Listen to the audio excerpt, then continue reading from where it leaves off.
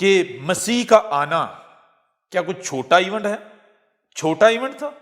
جب اس قرآن میں چھوٹے سے چھوٹے واقعے سے لے کر بڑے سے بڑے واقعے کا ذکر ہے تو اتنے بڑے اتنے اہم واقعے ایونٹ کا ذکر نہیں ہوگا؟ کیسے ممکن ہے؟ تو مرزا غلام قادیانی الخنزیر اگر سچا تھا تو قرآن کو اس کی تصدیق کرنی چاہیے، قرآن میں اس ایونٹ کا ذکر ہونا چاہیے۔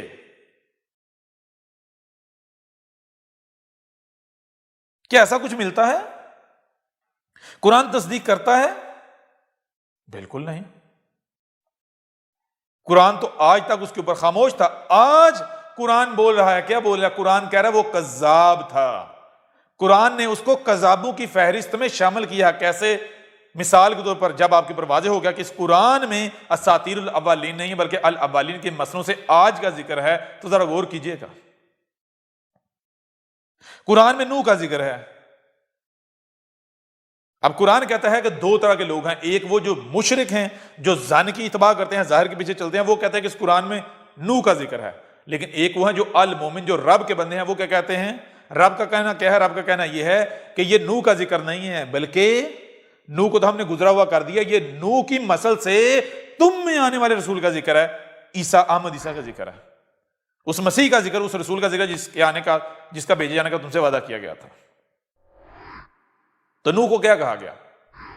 نوح کو اس وقت کے دین کے ٹھیکیداروں نے کہا، ملاٹوں نے کہا کہ اے نوح انا لنراک فی ضلال مبین، انہوں نے کہا اے نوح اس میں کچھ نہیں، ہم تو تجھے دیکھتے ہیں کیا تو ضلال مبین میں ہے، تجھے تو دین کی الف بے کا نہیں پتا۔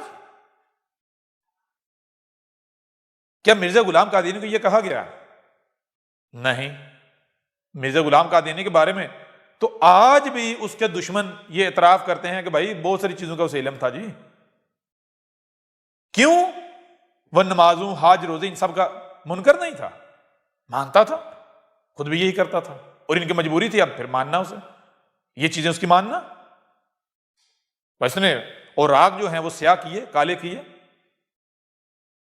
کسی نے اس کو یہ نہیں کہا کہ اے مرزا غلام قادیانی ہم تجھے دیکھتے ہیں کہ تو ضلال مبین میں، یعنی تجھے تو دین کی الف بے کا بھی نہیں پتا۔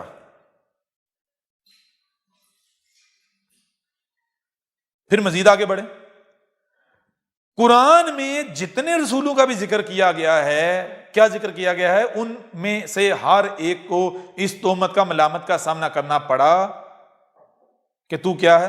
ان انت الا من الکاذبین، تو نہیں، اگر تو ہے تو کیا ہے؟ تو جو سچے جو آتے ہیں، سچے کے آنے سے پہلے جو کذاب آتے ہیں، تو ان میں سے ایک کذاب ہے۔ کیا مرزا غلام قادیانی کو اس چیز کا سامنا کرنا پڑا؟ نہیں۔ کیوں نہیں؟ کیونکہ مرزا غلام قادیانی خود اپنے لٹریچر میں، روحانی خزائن میں یہ لکھتا ہے کہ اے لوگوں، میرے سچے ہونے کی پہچان کیا ہے؟ میرے سچے ہونے کی پہچان یہ ہے کہ مجھ سے پہلے کسی نے یہ دعویٰ نہیں کیا، مسیح موعود ہونے کا دعویٰ صرف میں نے کیا ہے، اس وجہ سے میں سچا ہوں۔ تو جو سب سے پہلا دعوے دار ہے اس کو کیسے کہا جائے گا کہ جو سچے کے آنے سے پہلے کذاب آتے ہیں تو ان میں سے کذاب ہے؟ کیسے کہا جائے گا جو ہے سب سے پہلا؟ قرآن اسے کہاں کھڑا کر رہا ہے؟ قرآن کہہ رہا ہے جان لو سچے کے آنے سے پہلے کذاب آتے ہیں، ان کذابوں کے آنے کی وجہ سے ہی سچے کو اس چیز کا سامنا کرنا پڑتا ہے کہ تو جو کذاب آتے ہیں ان میں سے کذاب ہے۔ تو جس کے پہلے کوئی آیا ہی نہیں وہ سچا ہو سکتا ہے؟ قرآن کہہ رہا ہے پہلے کذاب آتا ہے۔ ہاں، قرآن میں مرزا غلام قادیانی کا ذکر ہے، کس صورت میں؟ قرآن کہہ رہا ہے کہ وہ جو کذاب آتے ہیں ان میں سے کذاب تھا، بڑا کذاب، رب کے دشمنوں میں سے بڑا دشمن، جس کی وجہ سے سچے کو اس تہمت کا، ملامت کا سامنا کرنا پڑے گا۔ اور سامنا کرنا پڑ رہا ہے کہ سچے کو کہا جا رہا ہے کہ جو کذاب آتے ہیں سچے سے پہلے تو بھی ان میں سے کذاب ہے۔